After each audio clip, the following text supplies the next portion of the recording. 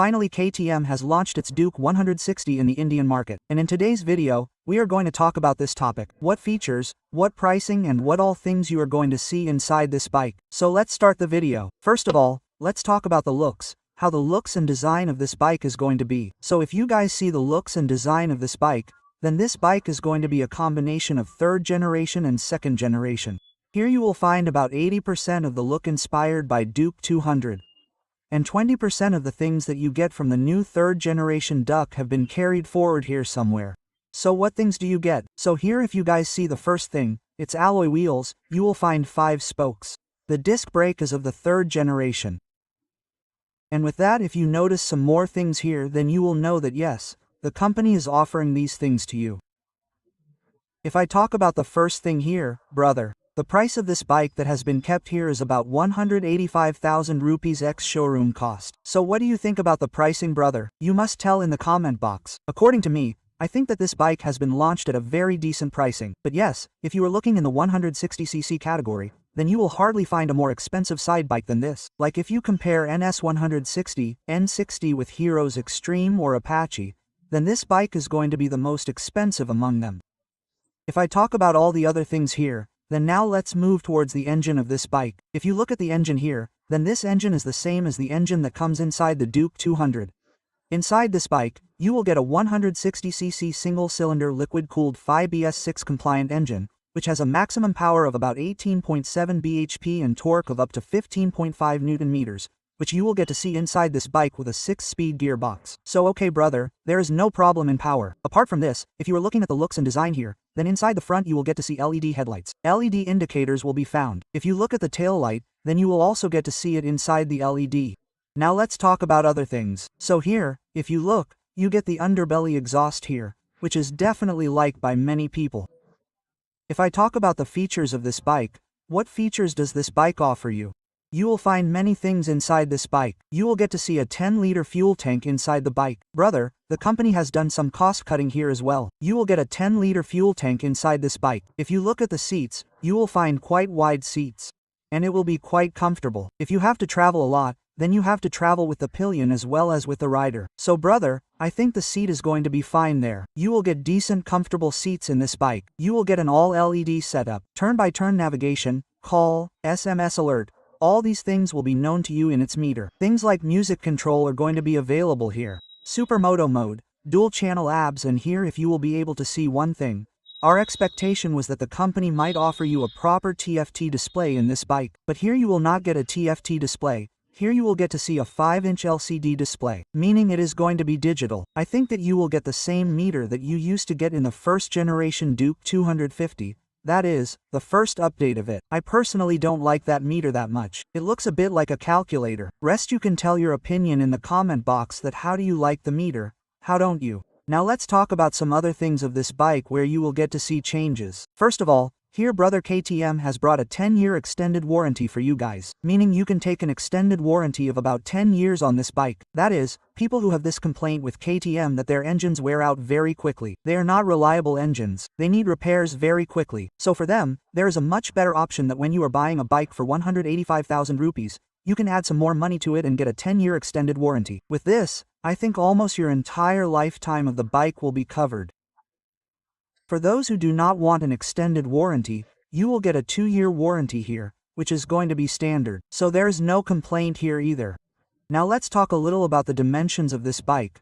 What things you will get to see in the dimensions here. If you look at the ground clearance inside this bike, then you get it around 174 millimeters. So look, I won't say much because if you check out the complete images of this bike, then its underbelly is quite low. I mean in the third generation, they had done away with all these things, whether it is related to seat height or ground clearance, but you are getting the second generation. It is built on the same platform, so obviously brother, its ground clearance will not be that good, so if you take it on road, you may not have any complaints, but if you take it off-road, then it is possible that you may face some problems there that this bike may hit the speed breaker. Or if you take 2 people with you, then it is possible that it may hit the pits somewhere. Let's talk about the seat height of this bike. So I think that the seat height of this bike has been reduced a lot compared to before. Here if you see the seat height of this bike, you get a seat height of around 815 millimeters. Due to which I feel that if you are a short rider, then you will definitely not face any problem. You can easily go on this bike, because if I compare it with Duke 200, then there you get a seat height of 822mm, which is quite a good thing. Like if your height is 5.4 or below, then it will be a very tough job, meaning you will have to ride with one leg, so you must look at that one thing. Talking about the rest of the weight of this one is around 147 kg. So if you see Duke 200, then it weighs around 160 kg, and if you see MT15, then it weighs around 141 kg. So you will get to see a difference of about 6 kg from M15. And here if you guys see and compare this bike with Duke 200, then you will get a difference of 12 to 13 kg. So the power to weight ratio is going to be quite good. As a matter of fact, I don't think that any issue is going to come in all these things. Apart from this, if I talk about other things here, what other things are going to come in this bike? Inside this bike, you will get 1107017 front tires. In most of the KTM bikes, you must have seen that you get 110 section front tire and 150 section tire and radial tires are seen. But cost cutting has definitely been done in this bike. So here you definitely get 110 section tire, but that radial tire is not found in the front. The rear tire of 1406 RR17 will be offered in this bike. That is, if you see normally, then one section has been made smaller. When their Duke 125 used to come, they used to offer this in it. But brother, definitely the cost has to be adjusted a little bit somewhere as compared to Duke 200.